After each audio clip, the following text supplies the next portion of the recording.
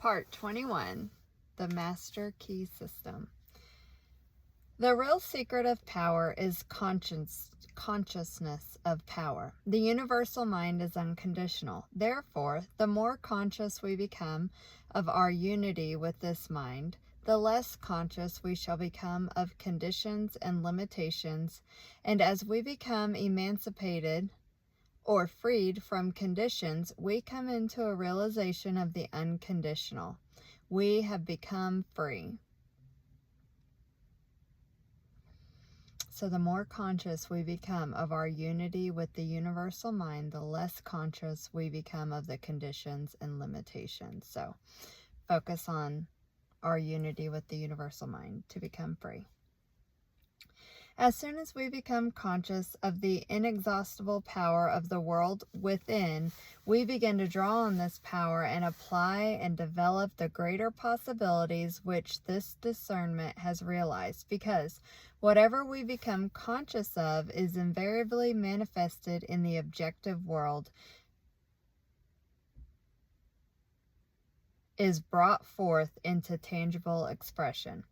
This is because the infinite mind, which is the source from which all things proceed, is one and indivisible, and each individual is a channel whereby this eternal energy is manifested. Our ability to think is our ability to act upon this universal substance, and what we think is what is created or produced in the objective world. The result of the discovery is nothing less than marvelous, and means that mind is extraordinary in quality, limitless in quantity, and contains possibilities without number. To become conscious of this power is to become a live wire. It has the same effect as placing an ordinary wire in contact with a wire that is charged. The universal is the live wire. It carries power sufficient to meet every situation which may arise in the life of every individual. When the individual mind touches the universal mind, it receives all the power it requires. This is the world within. All science recognizes the reality of this world, and all power is contingent upon our recognition of this world. The ability to eliminate imperfect conditions depends upon mental action, and mental action depends upon consciousness of power. Therefore, the more conscious we become of our unity with the source of all power, the greater will be our power to control and master every condition.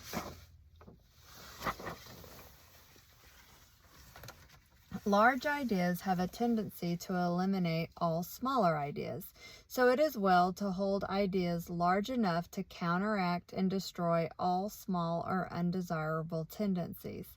This will remove innumerable petty and annoying obstacles from your path. You will also become conscious of a larger world of thought, thereby increasing your mental capacity as well as placing yourself in a position to accomplish something of value. This is one of the secrets of success, one of the methods of organizing victory, one of the accomplishments of the mastermind. He thinks big thoughts. The creative energies of mind find no more difficulty in handling large situations than small ones. Mind is just as much present in the infinitely large as in the infinitely small. When we realize these facts concerning mind, we understand how we may bring ourselves any condition by creating the corresponding conditions in our consciousness. Because everything which is held for any length of time in the consciousness eventually becomes impressed upon the subconscious and thus becomes a pattern which the creative energy will weave into the life and environment of the individual. In this way, conditions are produced, and we find that our lives are simply the reflection of our predominant thought, our mental attitude. We see then that the science of correct thinking is the one science that it includes all other sciences. From this science, we learn that every thought creates an impression on the brain, and these impressions create mental tendencies, and these tendencies create character, ability, and purpose, and that the combined action of character, ability, and purpose determines the experiences with which we shall meet in life. These experiences come to us through the law of attraction. Through the action of this law, we meet in the outer world the experiences which correspond to our world within. The predominant thought or the mental attitude is the magnet, and the law is that like attracts like. Consequently, the mental attitude will invariably attract such conditions as correspond to its nature. This mental attitude is our personality and is composed of the thoughts which we have been creating in our own mind. Therefore, if we wish to change in conditions, all that is necessary is to change our thoughts. This will in turn change our mental attitude, which will in turn change our personality, which will in turn change the persons, things, and conditions, the experiences with which we meet in life.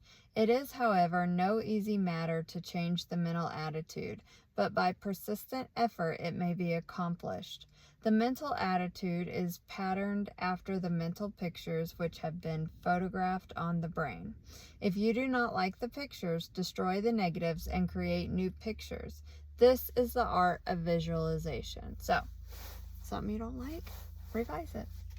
As soon as you have done this, you will begin to attract new things, and new things will correspond to the new pictures. To do this, impress on the mind a perfect picture of the desire which you wish to have objectified, and continue to hold the picture in mind until results are obtained.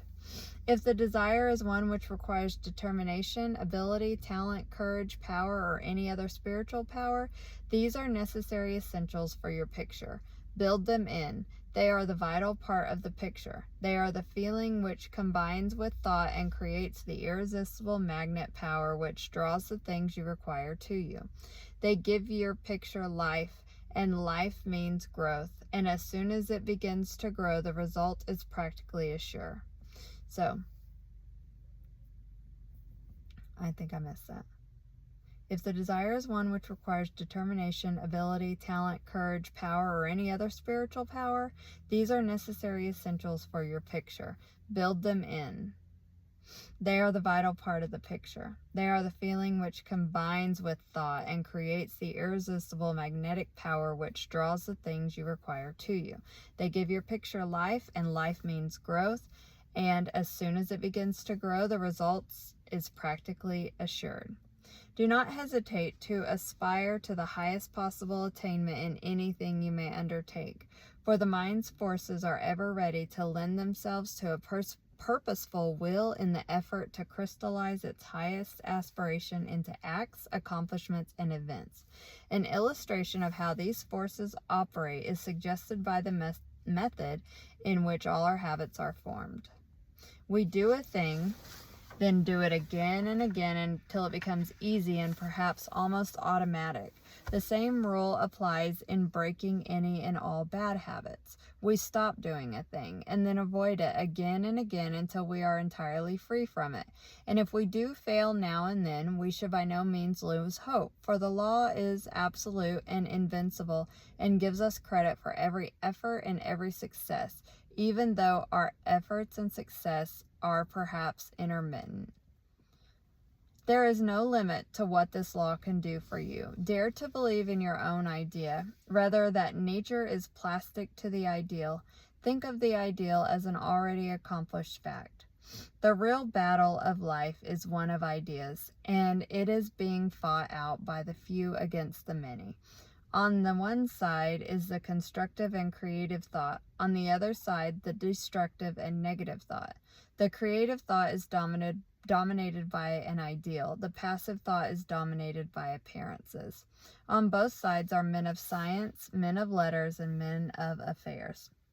On the creative side are men who spend their time in laboratories or over microscopes and telescopes side by side with the men who dominate the commercial, political, and scientific world. On the negative side are men who spend their time investigating law and precedent, men who mistake theology for religion, statesmen who might mistake might for right, and all the millions who seem to prefer precedence to progress, who are eternally looking backward instead of forward, who see only the world without but know nothing of the world within. In the last analysis, there are but these two classes. All men will have to take their place on one side or the other. They will have to go forward or go back. There is no standing still in a world where all is in motion. It is this attempt to stand still that gives sanction and force to arbitrary and unequal codes of law. That we are in a period of transition is evidenced by the unrest which is everywhere apparent. The complaint of humanity is as a roll of heaven's artillery, commencing with low and threatening notes, and increasing until the sound is sent from cloud to cloud and the lightning splits the air and earth. The sentries who patrol the most advanced outposts of the industrial, political, and religious world are calling anxiously to each other. What of the night? The danger and insecurity of the position they occupy and attempt to hold is becoming more apparent every hour. The dawn of a new era necessarily declares that the existing order of things cannot much longer be. The issue between the old regime and the new, the crux of the social problem, is entirely a question of conviction in the minds of the people as the nature of the universe. When they realize that the transcendent force of spirit or mind of the cosmos is within each individual, it will be possible to frame laws that shall consider the liberties and rights of the many instead of the privileges of the few. As long as the people regard the cosmic power as a power non-human and alien to humanity, it will be comparatively easy for a supposed privileged class to rule by divine right in spite of every protest of social sentiment. The real interest of democracy is therefore to exalt, emancipate, and recognize the divinity of the human spirit, to recognize that all power is from within, and that no human being has any more power than any other human being, except such as may willingly be delegated to him. The old regime would have us believe that the law was superior to the lawmakers. Herein is the gist of the social crime of every form of privilege and personal inequality, the institutionalizing of the fatalistic doctrine of divine election. The divine mind is the universal mind. It makes no exceptions. It plays no favorites. It does not act through sheer caprice or from anger, jealousy, or wrath. Neither can it be flattered, cajoled, or moved by sympathy or petition to supply man with some need which he thinks necessary for his happiness or even existence. The divine mind makes no exceptions in favor any individual. But when the individual understands and realizes his unity with the universal principle, he will appear to be favored because he will have found the source of all health, wealth, and all power. For your exercise this week, concentrate on the truth. Try to realize that the truth shall make you free, that nothing can permanently stand in the way of your perfect success when you learn to apply the scientifically correct thought, methods, and principles. Realizing that you are externalizing in your environment your inherent soul potencies, realize that the silence offers an ever-available and almost unlimited opportunity for awaking the highest conception of truth. Try to comprehend the omnipotence itself is absolute silence. All else is change, activity, limitation. Silent thought concentration is therefore the true method of reaching, awakening, and then expressing the wonderful potential power of the world within. The possibilities of thought training are infinite, its consequence eternal, and yet few take the pains to direct their thinking into channels that will do them good, but instead leave it all to chance. I have to say what stands out to me the most is I think it was around number 18, where it talks about, yeah, it was 17. So to get rid of a habit, stop doing a thing. Reach for fruit when you want to snap. Over and over and over. To create a new habit, do the thing over and over and over. And it's okay if you forget or you mess up. You get credit for everything that you do or don't do. So, like, the more you don't do something, you're building up credit and you're getting credit for it.